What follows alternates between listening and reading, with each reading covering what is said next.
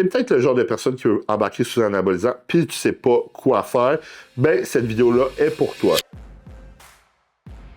Si tu me connais pas, je m'appelle Gabriel Garipi, je suis IFBB Pro en Open Bodybuilding. Il y a 9 personnes qui sont virées pro avec moi dans les 3 dernières années. J'ai plus de 200 transformations physiques à mon actif. Je suis un expert en transformation physique. Je suis là pour vous expliquer, selon moi, quel devrait être un premier cycle d'anabolisant. Alors, je t'invite à rester jusqu'à la fin de la vidéo si tu veux vraiment comprendre tout le principe derrière ce que j'explique. Premièrement, qu'est-ce que les stéroïdes anabolisants? Les stéroïdes anabolisants sont de la testostérone ou des dérivés de testostérone qui vont avoir un ratio anabolique androgénique, ce qui veut dire que ça va permettre de créer du muscle et développer des caractères masculins. Les stéroïdes anabolisants, il faut savoir qu'ils ont plusieurs effets secondaires. Il y en a qui vont augmenter la pression sanguine, il y en a qui vont augmenter plus l'agressivité que d'autres. Les anabolisants vont aussi augmenter les risques de calvitie, ce qui veut dire perte de cheveux. Ça va augmenter aussi l'inflammation au niveau de la prostate. Ça peut aussi causer de l'acné et bien d'autres problèmes que vous pouvez googler sur Internet.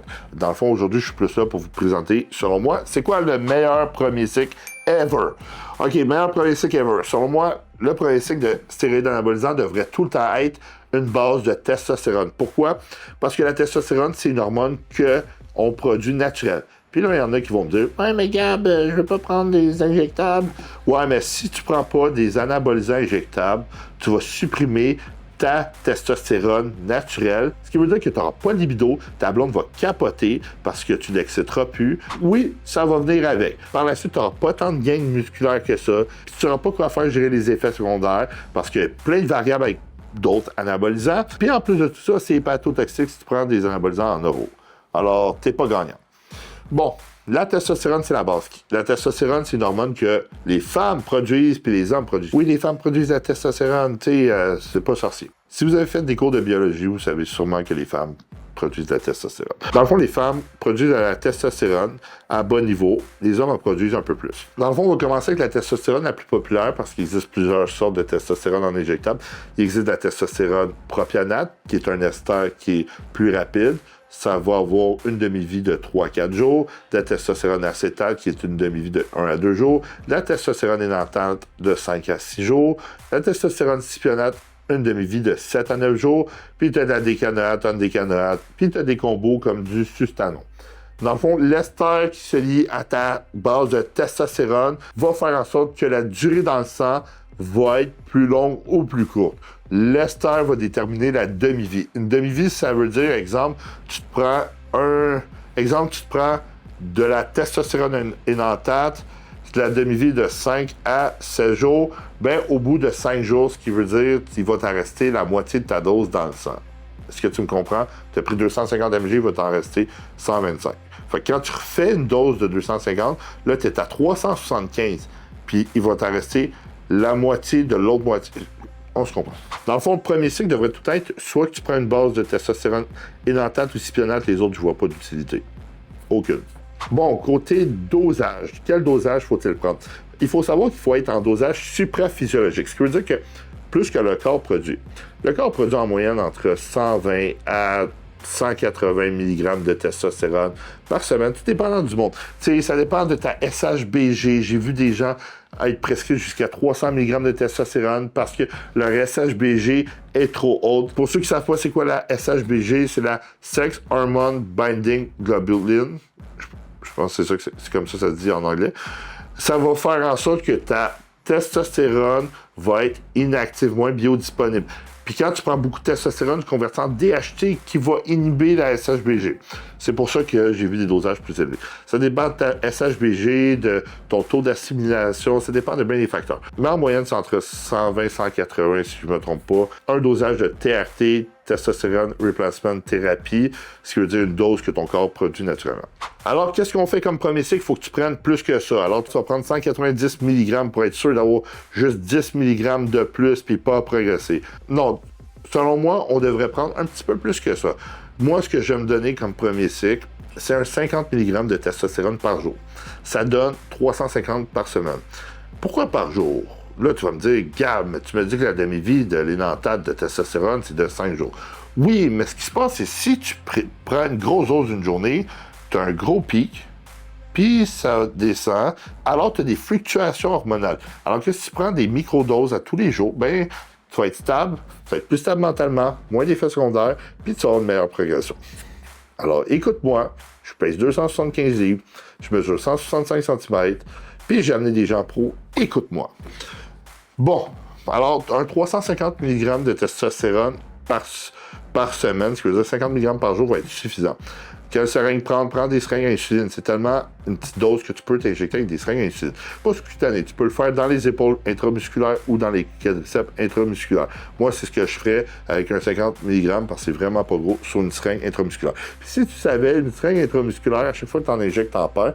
En faisant une petite dose comme ça chaque jour, ben, tu vas en perdre tellement. Si je ne me trompe pas, tu perds 0.1 cc, 0.1 ml ou 10 unités, que tu vas avoir des niveaux plus bas que tu pensais de testostérone.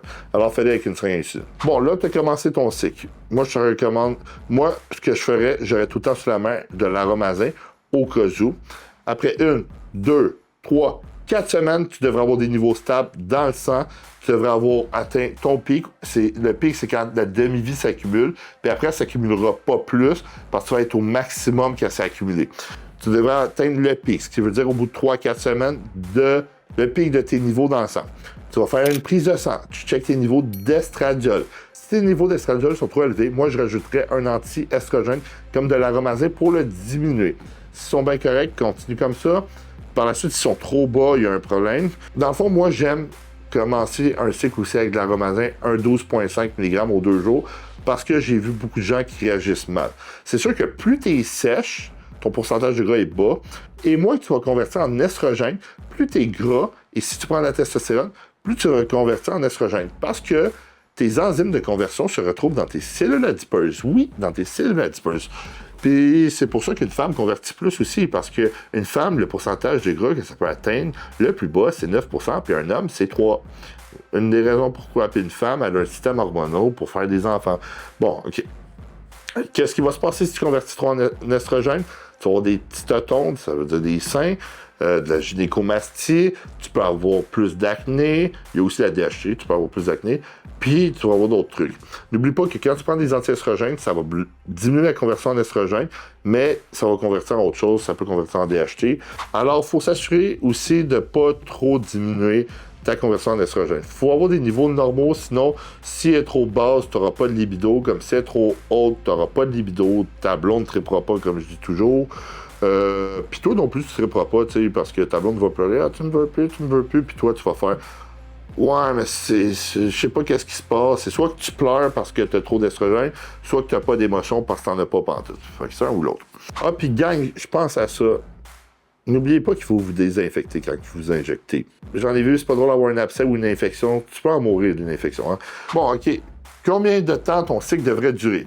Ton cycle devrait durer 16 semaines, selon moi, parce que c'est mieux de faire un peu plus long. Au bout de 4 semaines, tu as le pic. Ça veut dire que les 4 semaines après, tu vas commencer à avoir une grosse progression. Fait qu'un 16 semaines. Puis, pendant que tu fais un cycle, t'es mieux d'avoir une diète sacoche, puis d'avoir un programme d'entraînement, parce que ton cycle va être inefficace. Si tu t'entraînes pas bien, puis tu manges pas bien, ben tu n'auras pas de résultat.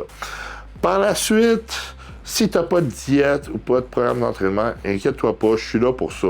Tu as juste à cliquer sur le lien dans la description, la GG Community. Dans le fond, dans la communauté, j'ai partagé des plans pour prendre de la masse musculaire et perdre du gras pour la diète et les plans d'entraînement. Je suis hot comme ça. Juste pour vous, j'ai fait ça totalement gratuit. Je fais pas une scène. C'est cool, hein? Bon, on revient au cycle. Là, ton cycle, il va durer 16 semaines. Par la suite, qu'est-ce que tu fais?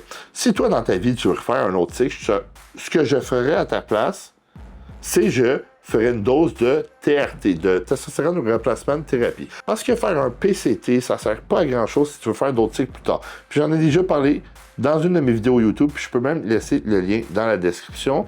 PCT ou non. Tu veux dire, tu vas réduire tes niveaux de testostérone à un 20 mg par jour, tu vas aller faire une prise de sang, tu vas voir si tu es dans des normes raisonnables. Puis pendant ce temps-là, combien de temps il faut attendre avant de refaire un cycle d'anabolisant? Ben, il faut attendre 6 à 8 semaines. Pourquoi? Parce que le but de prendre une pause, c'est de diminuer l'inflammation, parce que les stéroïdes causent de l'inflammation, les stéroïdes causent du stress oxydatif, les stéroïdes vont être neurotoxiques, qui vont causer des problèmes à ton cerveau. Alors, il faut prendre une petite pause, puis à des niveaux normaux, pas supraphysiologiques, tu n'auras pas ces effets-là. Alors, un coup que ça fait 4 à 5 semaines que tu es off-cycle, ce qui veut dire que tu es hors cycle. Tu vas faire une prise de sang pour voir si tu as des niveaux normaux, puis pour voir si ta santé est belle. Oublie pas qu'il fallait que tu fasses une prise de sang aussi avant pour voir si ta santé est belle. J'ai oublié de mentionner. Si ta santé est belle, tu vas pouvoir rembarquer un autre cycle et le prochain cycle après devrait être de la testostérone et autre chose, mais ça, on va en parler dans une autre vidéo. Alors, combien de livres tu peux espérer prendre avec un premier cycle de stéroïdes anabolisants? Tout dépend de ta génétique, si tu es en phase de prise de masse, perte de poids, de comment tu te donnes. Honnêtement, j'ai vu du 5 livres, comme j'ai vu du 10 livres, j'ai vu du 15 livres, j'ai vu du 20 livres. Tout dépend de chaque personne. Il n'y a pas vraiment de chiffre que je peux être clair là-dessus. Tout le monde réagit différemment.